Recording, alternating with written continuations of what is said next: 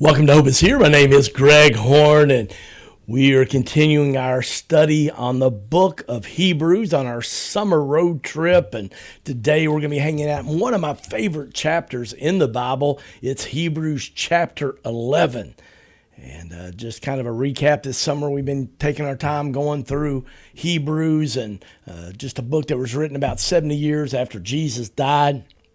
And a lot of people that had become followers of Jesus, they were getting a little discouraged. Jesus had risen from the dead and was around for a little while, but then he ascended to heaven and was next to God on the throne. And, life had just been hard for a lot of followers of Jesus. Many of them were being persecuted. Some even losing their lives. Things like being fed to lions and just tortured, more crucifixions. It was tough. And so this author of Hebrews, he just wanted to encourage those people that were followers of Jesus. And that's kind of why I felt led by Spirit back in early June to start this series, to encourage you. And it just goes through, we've looked at the angels and just how God used them before Jesus arrived on the scene, and still could use them after that. But it was really predominantly in the Old Testament, how God spoke to people through angels. And we looked about how Jesus dealt with temptation. The author of Hebrews shares about that. And then we looked at, you don't have to be afraid of death because of Jesus. And also about how you can keep your faith when you get discouraged, and how Jesus is our anchor of hope. And then we looked one week about how God forgives and he forgets. We talk a lot about forgiveness, but I think the enemy's so good at lying to us and reminds us of our past mistakes, our past failures, and we have a hard time forgetting, even though we've asked God for forgiveness. And we know that when we do that as followers of Jesus, in the book of Psalms, it says, as far as the east is from the west, that he remembers it no more.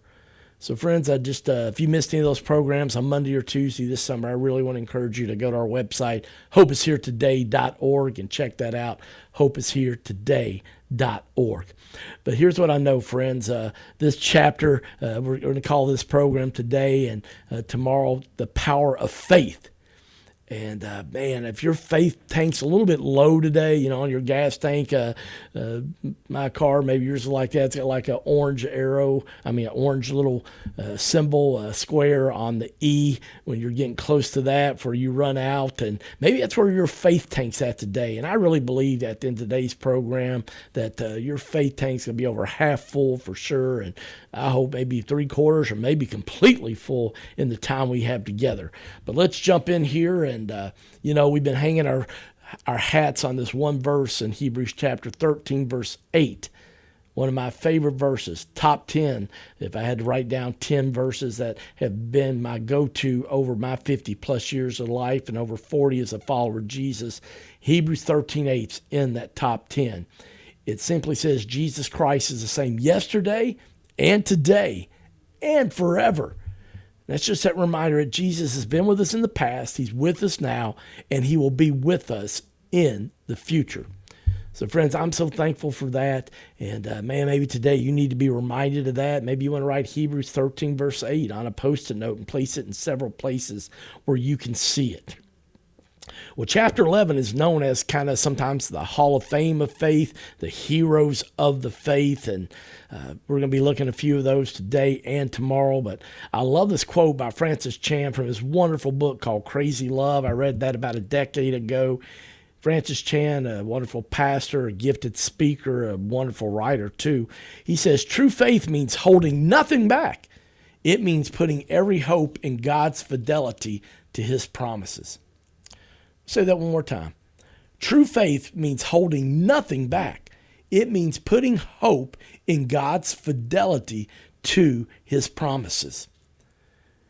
Lately, recently, obviously, the Olympics just concluded, and just so powerful to see so many athletes from all over the world competing. And one of the things that was really nice about it was several athletes spoke about their faith. And one of the was most outspoken about their relationship with Jesus was Sydney McLaughlin-Levrone.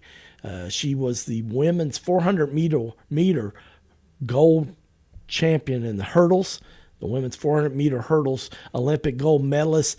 She set another world record, and here's the amazing part. She set 6 records. I mean, that's incredible. Just doing a better job. She just kept growing and breaking her previous world record, and just a tremendous athlete.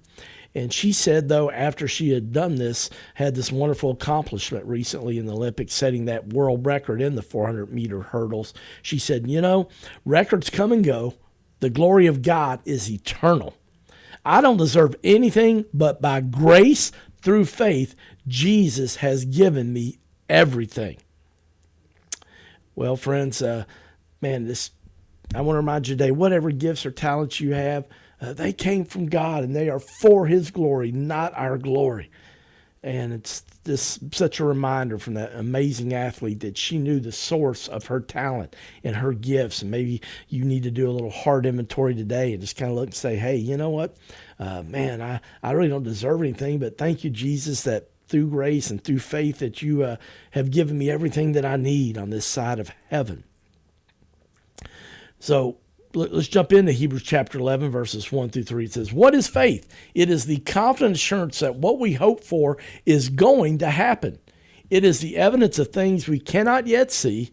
God gave His approval to people in days of old because of their faith. Then he goes on to say in verse 3, by faith we understand that the entire universe was formed at God's command, that what we now see did not come from anything that can be seen.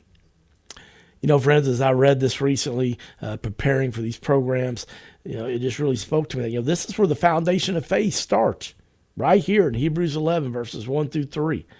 I mean, the beginning point of faith is just simply believing in God's character and that He is who He says He is. And then the end point is believing in God's promises that He'll do what He says. And we know that there's going to come a day, friends, where Jesus is going to come back and take over. And the third and final thing, I think, from these 3 verses in Hebrews chapter 11, verses 1 through 3, when we believe that God will fulfill His promises, even though we don't see those promises materializing yet, we demonstrate true faith. And man, that's just my goal today, that your faith tank would be full and that you would be able to, maybe your beliefs gotten a little shaken, and your foundation of faith and believing that Jesus is the Christ, He's the Son of God, and He is your Lord and Savior, and He is your hope today, that you would have that faith really renewed and refilled. Maybe today you're kind of like, where Doubting Thomas was. That's what we like to call him, at least anyway.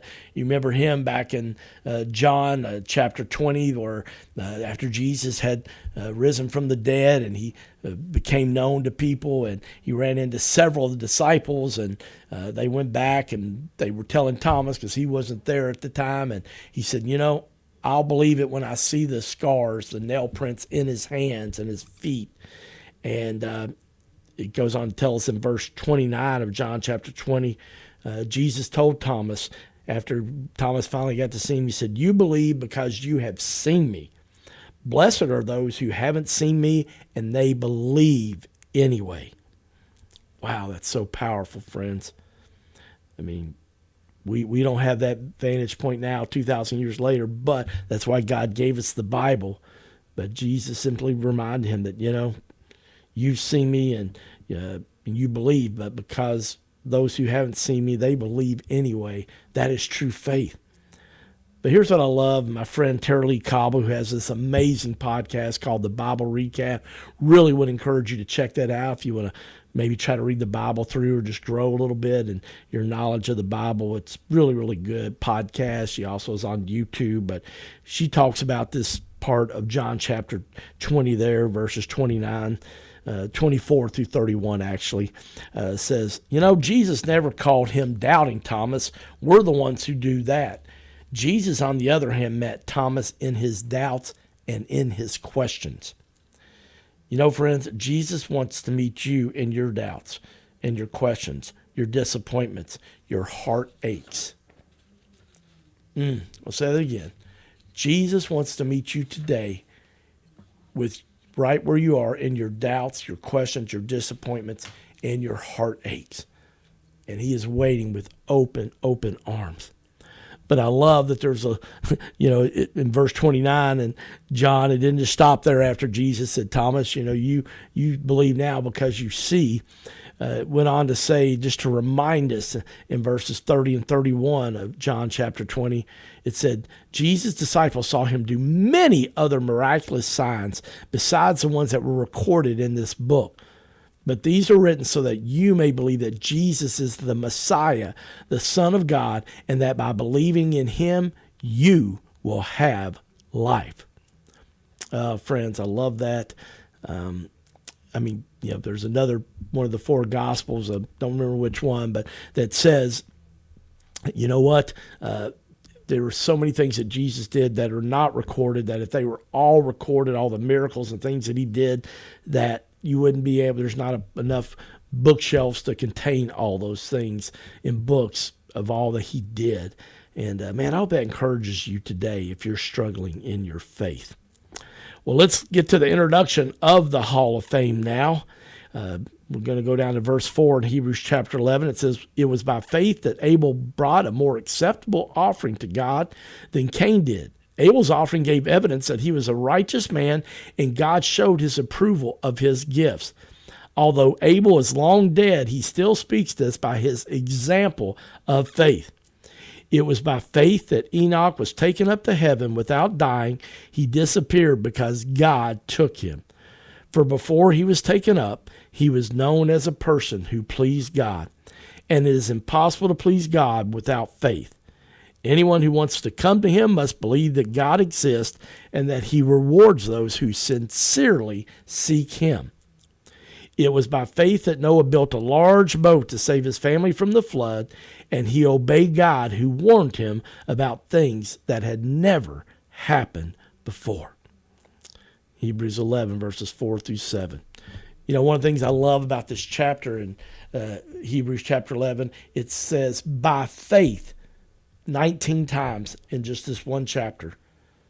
Talked here about it was by faith that Abel, it was by faith that Enoch, it was by faith that Noah. And one of the things I love about this is that anything that we do of any significance, friends, most of the time it requires faith. It truly does.